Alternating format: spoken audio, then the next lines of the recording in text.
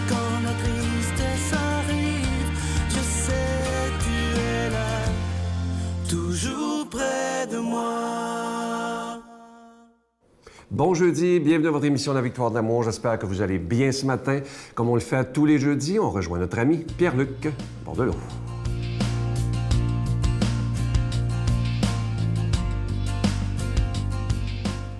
Bon matin de Dieu à vous, très heureux de vous retrouver.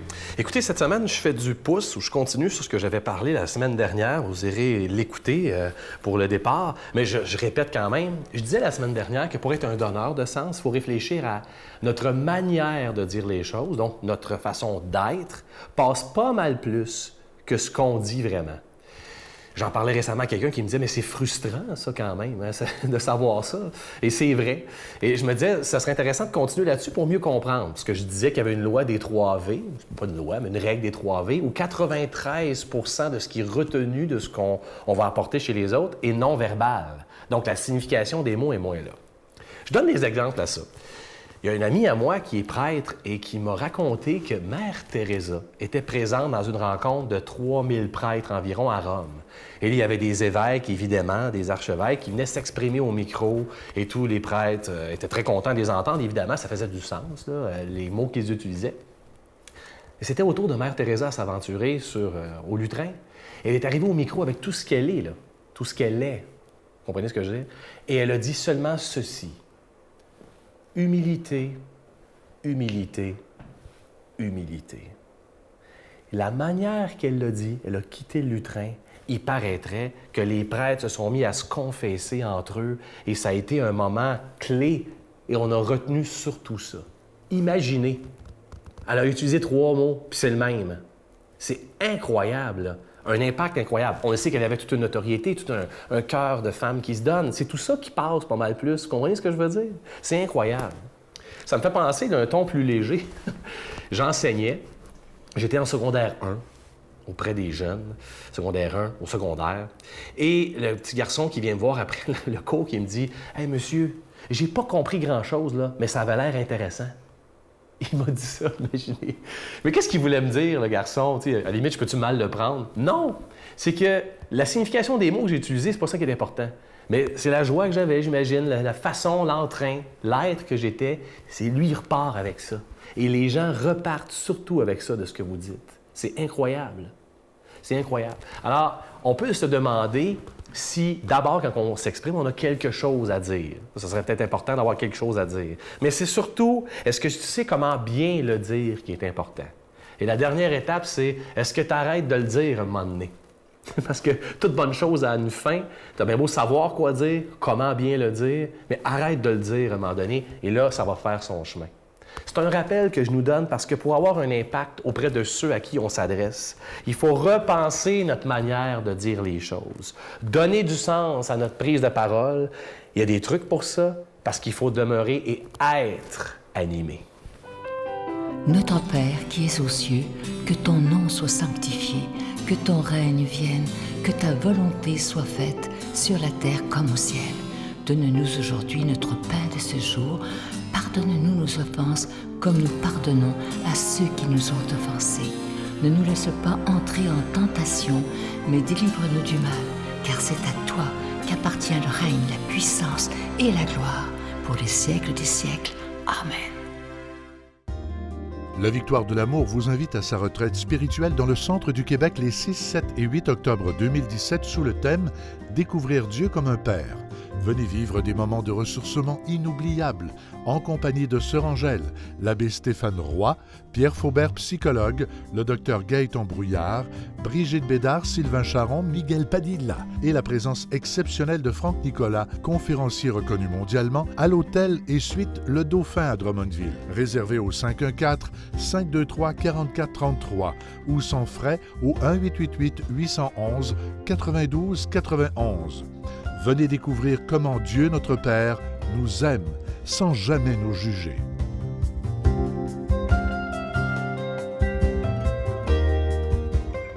Je suis tellement heureux de vous présenter ce beau cadeau du mois pour le mois d'août. Il s'agit d'un chapelet en bois d'olivier. Il est déjà béni, évidemment, mais ce qu'il y a de particulier, ce chapelet, c'est qu'il n'est pas fait en usine. Il est fait à la main par une communauté religieuse du Mexique, imaginez-vous, à Mexico, et vous allez voir même des images présentement.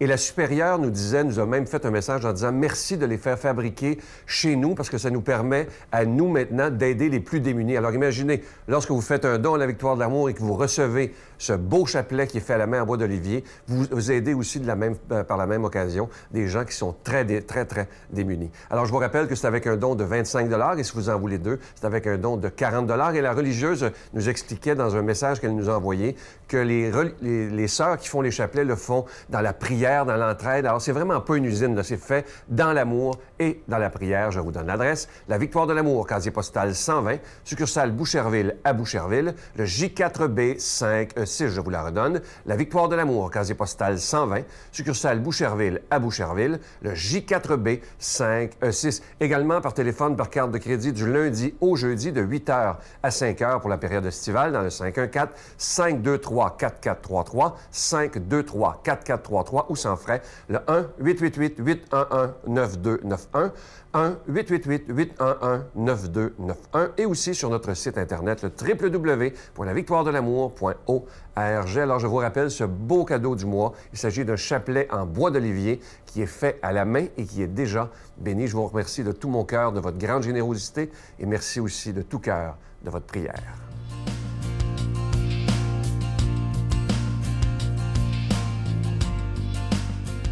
Mon Dieu, donnez-moi la sérénité d'accepter les choses que je ne peux changer, le courage de changer les choses que je peux et la sagesse d'en connaître la différence. Amen. Aujourd'hui, la parole de Dieu est proclamée par quelqu'un qu'on apprécie beaucoup. Il est aumônier à la prison de Bordeaux, l'abbé Stéphane Roy.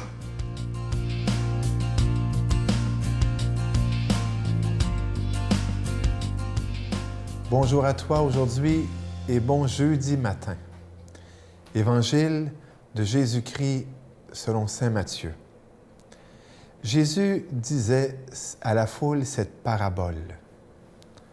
Le royaume des cieux est comparable à un filet que l'on jette dans la mer et qui ramène toutes sortes de poissons.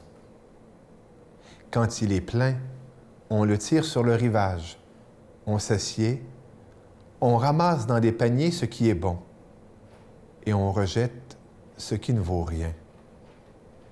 Ainsi en sera-t-il à la fin du monde. Les anges sortiront pour séparer les méchants du milieu des justes et les jetteront dans la fournaise. Là où il y aura des pleurs et des grincements de dents. Avez-vous compris tout cela? Ils lui répondent « Oui ».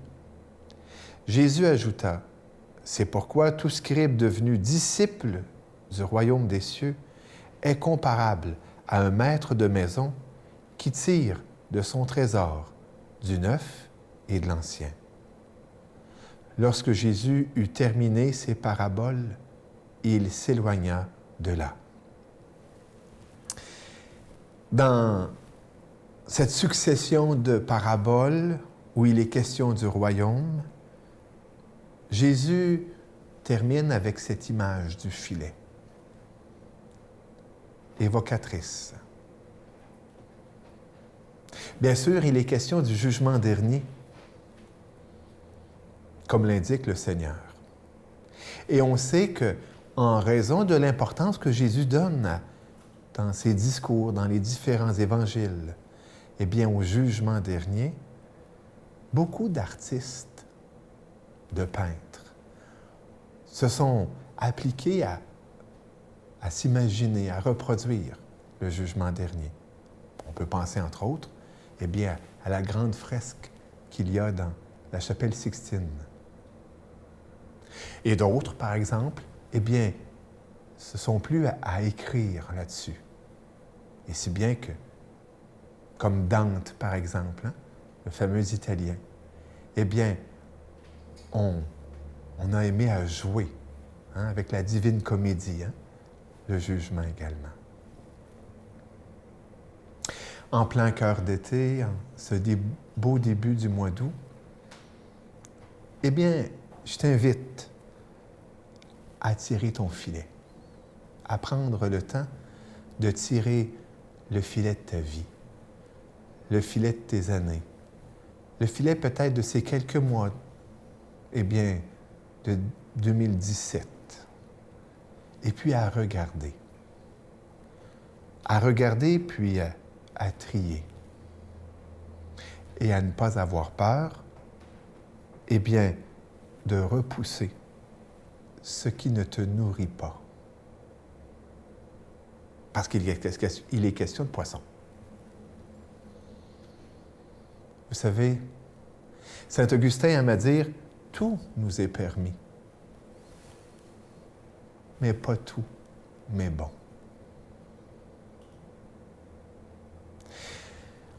En plein cœur d'été, j'aime toujours, eh bien, à prendre un temps de retraite pour regarder un peu. Et l'image du filet, où on peut ramasser n'importe quoi. Peut-être as-tu déjà vu, même à la télévision, des images, des reportages sur les pêcheurs. Et puis, entre autres, on sait qu'aujourd'hui, il n'y a pas que les petits bateaux avec les petits filets. Il y a des immenses bateaux qui sont des monstres marins, et puis qui ratissent le fond des océans. D'ailleurs, les écologistes s'en plaignent beaucoup.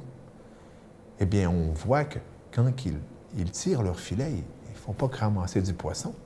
Il y a toutes sortes de cacanes, de la pollution, et puis toutes sortes de choses, des algues. Et si ton filet pouvait ressembler un peu à ça? Et ça serait très compréhensible. On va et vient dans notre monde, et puis il n'y a pas que de la nourriture consistante qui nous est proposée. Il y a bien d'autres choses que l'on peut s'accrocher, que l'on peut ramasser, et même des éléments de pollution. Et si tu te donnais la peine, si tu te donnais ce cadeau de trier ton filet, regardez la parole de Dieu, regardez ce que Jésus nous dit, et puis regardez ton filet. Regardez ce qui te nourrit positivement, bellement, grandement, et puis regardez ce qui te détruit, ce qui te rapetisse, ce qui t'apaise, ce qui te diminue, ce qui t'écrase. Et trier. Bien sûr, voulant faire du pouce avec l'image que Jésus nous parle, tu peux peut-être demander à ton ange gardien de t'aider. Si les anges, à la fin, vont faire un peu les matelots du Seigneur, on peut demander à notre ange de nous aider. Ou tu peux peut-être demander à un ange sur deux pattes, à un prêtre, un ami, une religieuse, un conseiller. Sur ce, je demande au Seigneur de te bénir. Au nom du Père, du Fils et du Saint-Esprit. Amen. Je vous salue Marie, pleine de grâce. Le Seigneur est avec vous. Vous êtes bénie entre toutes les femmes, et Jésus, le fruit de vos entrailles, est béni. Sainte Marie, Mère de Dieu, priez pour nous pauvres pécheurs, maintenant et à l'heure de notre mort. Amen. Aujourd'hui, on va se donner un petit objectif. Vous allez voir, ça a l'air simple, mais ça ne l'est pas tant que ça. Écoutez bien ceci. Juste pour aujourd'hui, on essaie de le faire ensemble, moi aussi d'ailleurs. Ne te mets pas en colère. 2, ne te fais pas de soucis. Ça, c'est plus difficile. 3, sois rempli de gratitude pendant toute la journée. Des merci sans arrêt. Travaille dur et honnêtement. Et à la fin, sois gentil envers tout ce qui vit.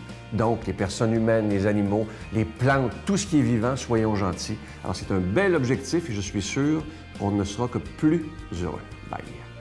La patronne de la télé, tu sais qui ce que c'est? Sainte-Claire. Bravo! Un des rares de la télévision, de la radio qui va répondre ça. Édouard Branly l'avait proclamé, la patronne de la radio et de la télé. Alors, je regarde la nature, les animaux, tout ça.